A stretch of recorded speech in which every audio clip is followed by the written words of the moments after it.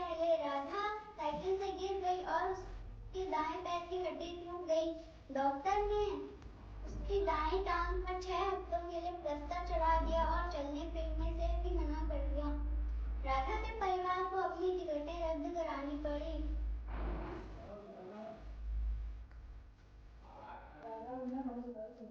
राधा और ओमना बहुत उदास हो गए। कितनी तैयारी की थी दोनों ने मिलकर।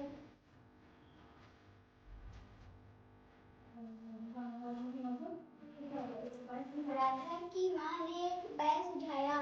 उन्होंने ओमना से कहा, तुम अपने सफर की सारी बातें एक डायरी में लिख लेना, जिससे तुम कुछ भूलोगी नहीं और ट्रेन में तुम्हारा समय भी अच्छा बीतेगा। दोनों सहेलियों को यह बात अच्छी लगी।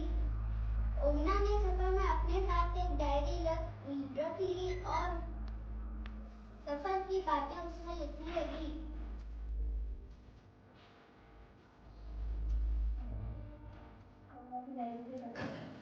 ओमना की डायरी के कुछ पन्ने आज भी पढ़े। ओमना ने अपनी डायरी में कुछ बातें लिखी जिसे हम यहाँ पर पुराने बात याद करें। सबसे पहले ओमना ने रजिस्ट्रेशन चार्ट पर अपना लिखा और देखा कि ट्रेन पहले से ही प्लेटफार्म पर आ चुकी थी और फटाफट भरी हुई थी। लोग ट्रेन पर चढ़ने के लिए धक्का मुक्की कर रहे थे। जैसे ही वे लोग ट्रेन पर चढ़े, उन्होंने अपनी सीट ढूंढी और उस पर बैठ गए। पहले टिकट लेकर आया और सबके टिकट देखकर उसने उनको उनकी सीटों पर बैठा दिया। ओमना के अब्बा और अम्मा को नीचे वाली बर्थ मिली। ओमना और उन्हीं को बीच वाली सबसे ऊपर वाली बर्थ पर कॉलेज के कुछ लड़के बैठे हैं। ओमना खिड़की के पास बैठकर अपनी डायरी में यह सब लिख रही थी। अम्मा ने खाने का डब्बा खोल दिया था। ढोकला, चटनी, नींबू वाले चावल थे और मिठाई।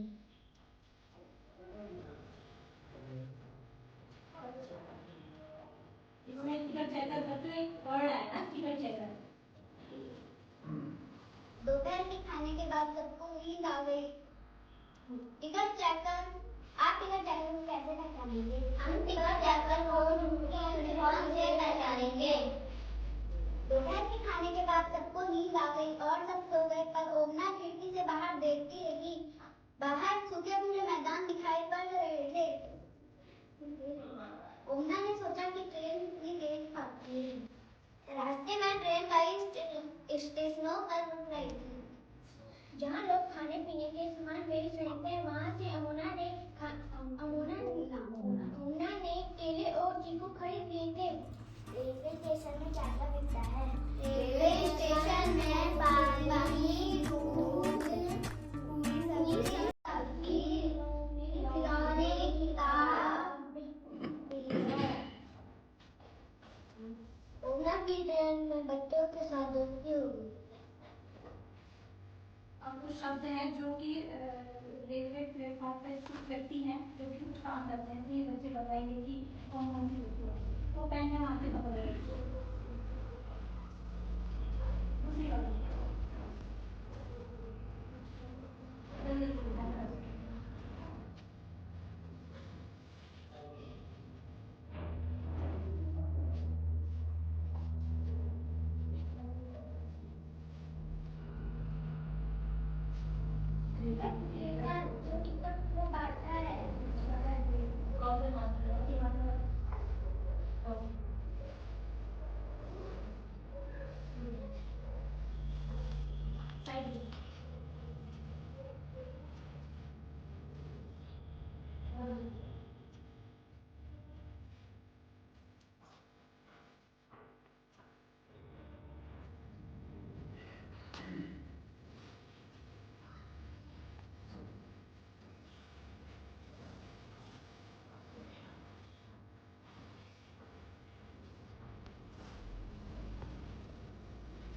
कर्मचारी जो प्लेटफॉर्म पर सफाई करते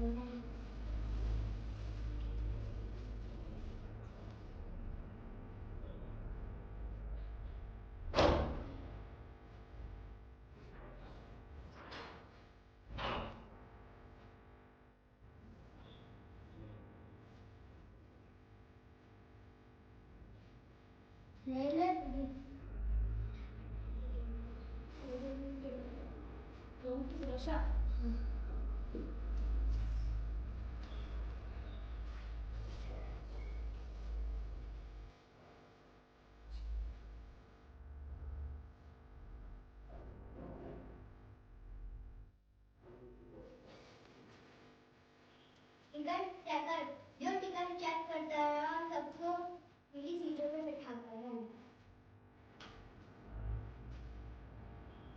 उन्हीं दो लोगों का सामान उठाना है।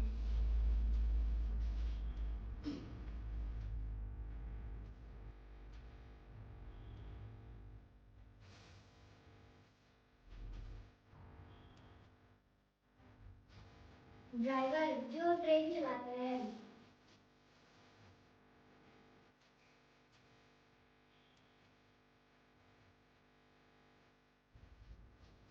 जो हिंदी कराता है और ट्रेन चलती है।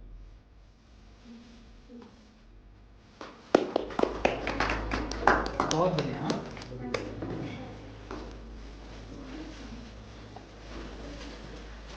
मैं कुछ जो संबोध थे प्रकरण के अंतर्गत जो बच्चों ने कुछ संबोध सीखे तो वो थे कि ट्रेन के बारे में बच्चे कल्पनाएं करते हैं क्योंकि जनरली बच्चों ने ट्रेन नहीं देखी है तो ट्रेन ऐसी ही होती है, लंबी होती है या अलग अलग डिब्बे होते हैं। कल्पनाशीलता का विकास हो रहा है इसमें। सीखने के प्रतिफल में बता रही इसके आगे बच्चे दिए हुए पाठ को पढ़ने में स्वयं एक्टिंग कर सीखते हैं, मतलब स्वयं एक्ट कर रहे हैं और फिर सीख रहे हैं। तो इसमें जो है बच्चे तुलना करने की भावना भी विकसित हो रही है बच्चों में कि अगर हम बस में जाते हैं तो बस किस प्लेटफॉर्म पे, क्योंकि बच्चे जनरली बस या कार से हैं तो रुकती है किसी स्टेशन पर रुकती है और एक रेलवे प्लेटफॉर्म पर रेल रुकती है तो वहाँ का कैसा नज़ारा होता है, बस जिस प्लेटफॉर्म पर या स्टेशन पर रुकती है तो वहाँ कैसा होता है, तुलना करने की भावना का विकास होता है। बच्चे नई चीज़ों को जानते हैं, जैसे ये सब नए वर्णों में बच्चों के लिए टिकट विक्रेता, पुलिस, गार्ड, और इससे ज्ञान के सृजन का निर्माण बच्चों में हो रहा है। चीज़ों को ध्यान से देखते हैं बच्चे, अवलोकन क्षमता का विकास हो रहा है। किसी सिस्टम के तरीकों को जानना कि पहले कोई भी व्यक्ति अगर ट्रेन में सफ़र कर रहा है तो रजिस्ट्रेशन जो चार्ट है उस पर अपना नाम लिखेगा, उसमें जो उसके सीट नंबर लिखा है, तो इस तरीके से जो है ट्रेन आगे बढ़ती है। मतलब आगे जब यात्रा किसी व्यक्ति को करनी है तो सिस्टम के तरीके को बच्चे जानते हैं। व्यवस्थित रूप से सीखने का विकास बच्चों में हो रहा है इससे कि हम पहले आते हैं तो स्कूल में जब हम आते हैं तो हमारा सीखने का क्रम क्या होता है। ऐसे पहले हम प्रार्थना करते हैं, इस तरह से हम किसी भी तरह से इसको सीख सकते हैं। व्यक्तियों के अपने अपने कार्य को अनुशासनात्मक तरीके से करना, कि रेलवे पुलिस है तो वो एक डिसिप्लिन वे में होकर ही लोगों की सुरक्षा करेगी, गार्ड है तो उसे डिसिप्लिन होकर ही उसी समय झंडी फहरानी होगी। तो ये भावना का विकास बच्चों में हो रहा है कि अगर हमें किसी चीज़ को सीखना है या किसी कार्य को करना है तो उसमें हमें एक डिसिप्लिन वे में ही उसे कार्य को करना होगा, नहीं तो वो कार्य ढंग से नहीं हो पाएगा। बच्चों द्वारा आगे की संभावनाओं के बारे में बताना कि ट्रेन किस स्टेशन पर रुकेगी, उस स्टेशन या उस प्लेटफॉर्म पे क्या हो रहा होगा, अगर वो स्टेशन उसकी मंजिल जो है आ गई होगी तो फिर वो वहाँ से किसी ऑटो को पकड़ रहा होगा या फिर क्या हो रहा होगा, या कोई भी संभावनाएं बच्चे बना सकते हैं। इससे बच्चों में तर्क विवेक करने की शक्ति का विकास होगा।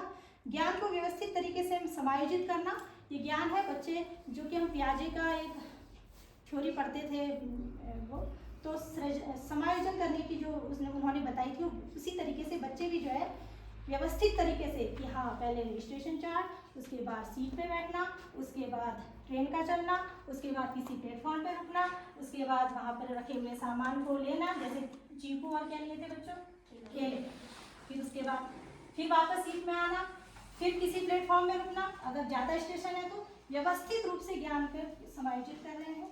इससे स्मरण शक्ति का विकास भी हो रहा है बच्चों में। तो ये सीखने के प्रति